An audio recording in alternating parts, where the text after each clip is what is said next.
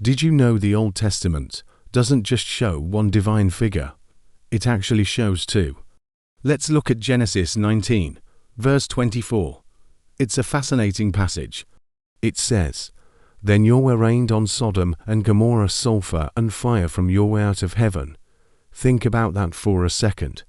We have one Yahweh on earth, calling down fire from another Yahweh in heaven. The text presents them as two distinct figures, yet both are identified by the same divine name, Yahweh. This isn't a typo.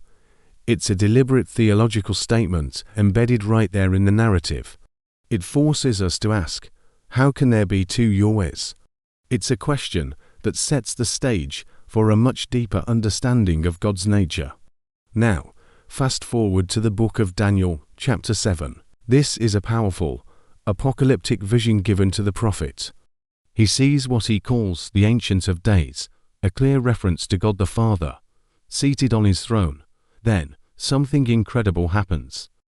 A figure like a son of man comes with the clouds of heaven and is presented before the Ancient of Days, and to this Son of Man is given dominion, glory, and a kingdom. The text explicitly says that all peoples, nations, and languages should serve him. In the Old Testament, that kind of universal, eternal worship is reserved for God alone. Yet here, a second figure is receiving it, right alongside the Ancient of Days. He's not just a human king. He's a divine co-regent. And this pattern continues.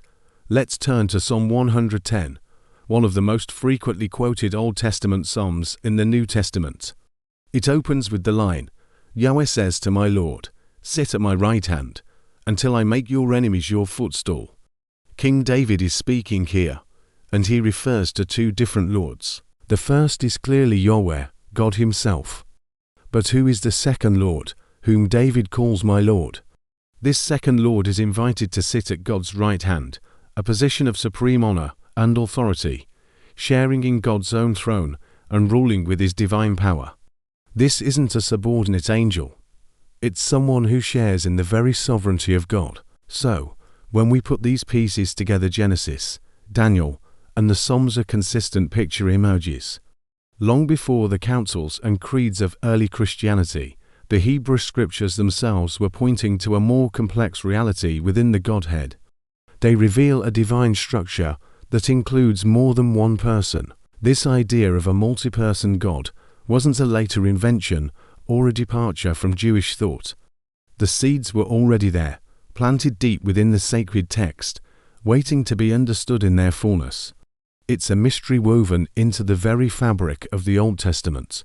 Thanks for watching, and if this sparked your curiosity, be sure to subscribe for more deep dives into the text.